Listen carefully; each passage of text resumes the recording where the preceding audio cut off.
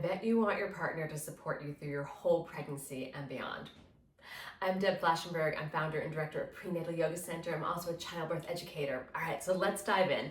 Grab your tea, let's get cozy, and let's chat. We're gonna take this trimester by trimester, first, second, third, and even fourth. These are some suggestions to help your partner really show up for you. And sometimes a list is the best way to do it, and conversation and communication. So let's start with that first trimester. First of all, congratulations. So excited for you. So during that first trimester, what can they do? So if your pregnancy was anything like mine, I was really nauseous and I needed my husband to be very mindful about what smells, what food came across. There were times that he was making something that I'd say absolutely not, and he started to learn, can't do that when I'm at home. So helping you navigate that nausea can be really helpful. The other thing is if you have a cat, you are no longer cleaning the cat box. Now, full disclosure, I stayed with that one for about 14 years. So I gave up cleaning the cat box and it stuck. So that was a thumbs up. That was a really fun one. Another one they can help you do is to talk about how you foresee your birth. Maybe you're changing care providers, and that could be something that your partner can help you with. So even just talking it out, where do you feel safest? Where do you want to birth? Who do you want there with you? So having that conversation, helping you figure it out. And then of course, going to your doctor's appointments or midwife appointments, especially that first one where you're confirming the pregnancy. It can be really exciting. All right, second trimester. Now that you've started to figure out who you want and you're starting to go to the appointments, you're going to have a big 20-week anatomy scan. And so making sure your partner can show up for that one, that's really exciting because in that one, you're going to see a lot more details about your baby. And so that one can be a bit of a long one, and it's nice to have your partner there for you. You're also starting to research what classes you should be taking.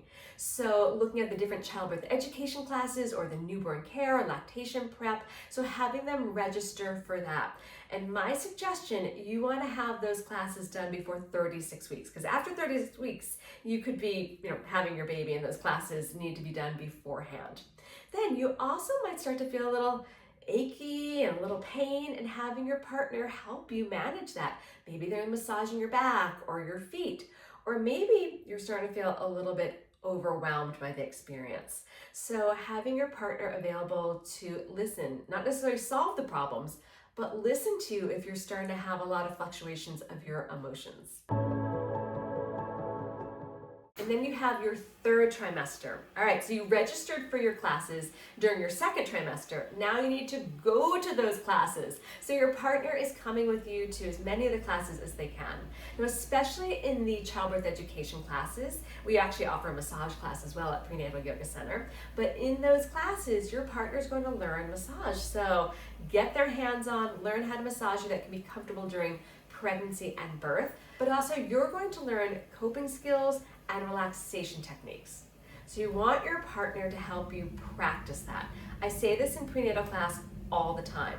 You need to practice so it becomes part of what you know to do. So maybe it's the 1-minute ice cube test. Maybe it's just practicing your breathing or visualizations or whatever it is. You need to practice so it will be available so your partner can help with that. And then starting to plan for postpartum.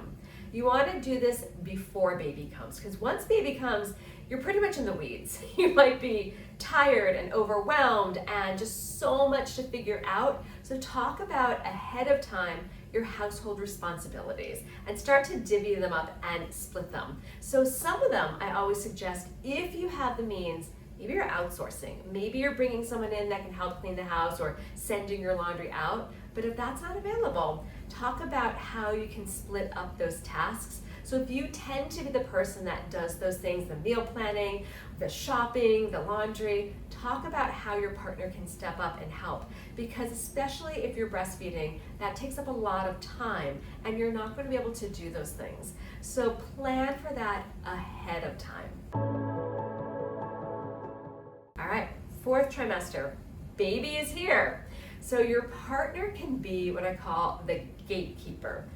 Your friends and family want to meet the baby, they want to see you, they want to congratulate you, but having a constant revolving door of guests can be a little overwhelming. So your partner is the gatekeeper. They're going to help figure out the schedule and when people are coming in and out. They're also going to keep an eye on you. What do you need?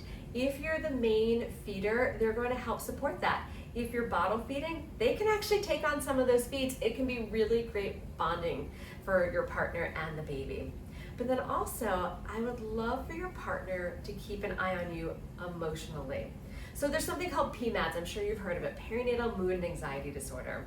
And there are many signs and symptoms. What I always suggest to my students is have just a list of that on the fridge somewhere aside that they can familiarize themselves with and keep an eye to see if you're falling into some of that. It is very common.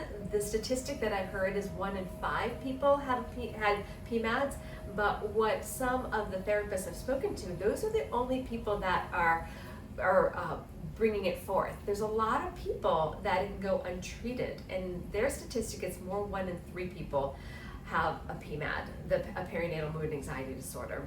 So knowing how prevalent it is, it's really important for someone to keep an eye on you and then be ready to jump into action. Maybe they're helping find support for you, a support group, a therapist, someone that can help address this so that you have the help that you need. So those are my suggestions for ways that your partner can step up first, second, third, and fourth trimester. All right, put in the comments below anything that you think should be added to that list. Follow for more tips.